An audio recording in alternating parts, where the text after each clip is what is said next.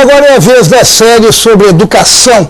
Olha, na primeira reportagem, nossa equipe mostrou os professores em grande número que são afastados das funções por causa de problemas de saúde, fobias, estresse, depressão. Hoje, na segunda reportagem, saiba o que provoca essas doenças. Entre as causas, né, Paulo, o excesso de carga horária, salas abarrotadas, desrespeito dos alunos, né?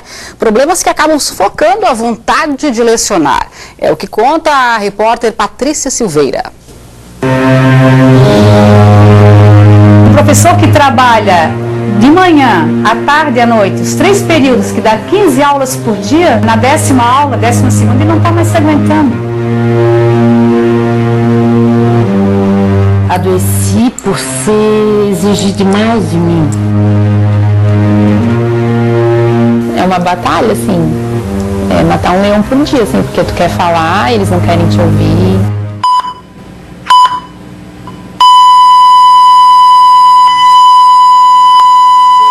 Eles fizeram uma bomba e colocaram dentro de uma lata de tinta, e foi um estouro muito forte.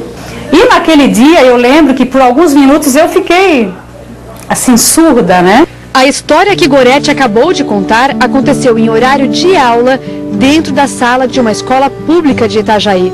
Desde então, ela ouve os sons fragmentados. Quando há ruídos, tem dificuldade para compreender falas longas. Por isso, foi afastada da função. Salas de aula sem qualquer isolamento acústico, instaladas em meio a trânsito intenso de veículos. Estes já seriam motivos suficientes para um caos auditivo.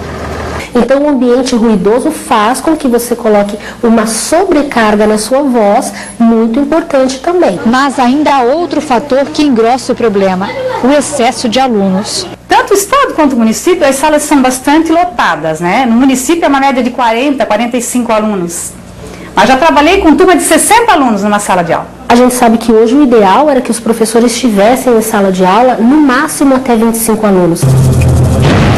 Nestas salas que sobram barulhos e faltam espaços, os professores ainda precisam arrumar meios de atrair a atenção dos alunos.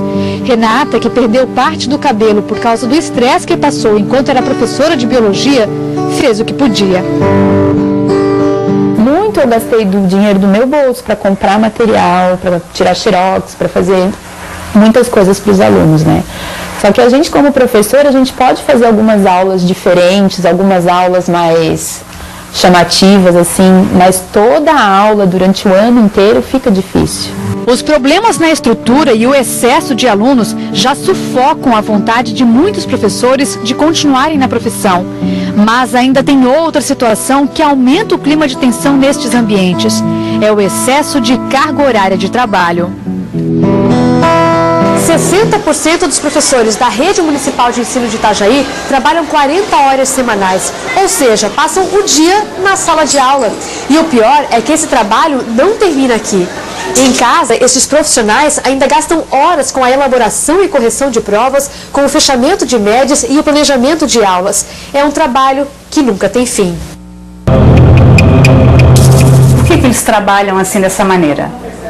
Uma carga horária extensa, né? Primeiro porque não existe a valorização do professor, né? Por parte principalmente das escolas públicas, né? O professor com diploma universitário que trabalha 40 horas por semana recebe R$ 1.945 de salário da Prefeitura de Itajaí.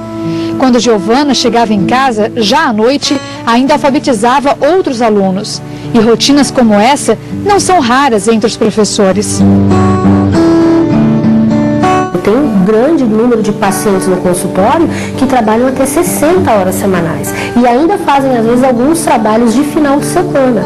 Giovana não leciona desde quando descobriu o que a deixava sem dormir e em pânico. Ela foi diagnosticada com fobia social e bipolaridade.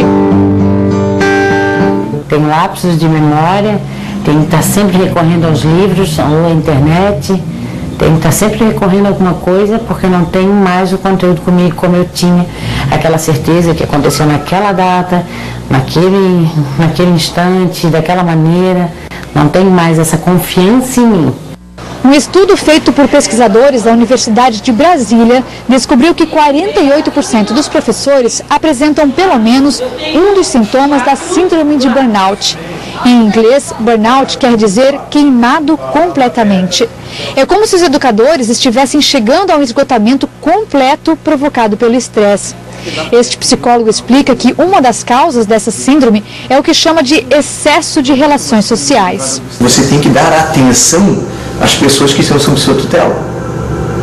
É diferente, por exemplo, quando eu estou no trabalho ou conversando com uma outra pessoa, eu dou atenção a você, mas sabe, de repente baixo o nível de atenção aqui, estou fazendo uma tarefa e está tranquilo.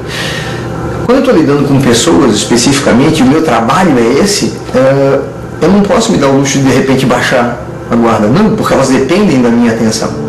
A síndrome de burnout também afeta a maneira como a pessoa lida com os outros e, neste caso, interfere no relacionamento professor-aluno.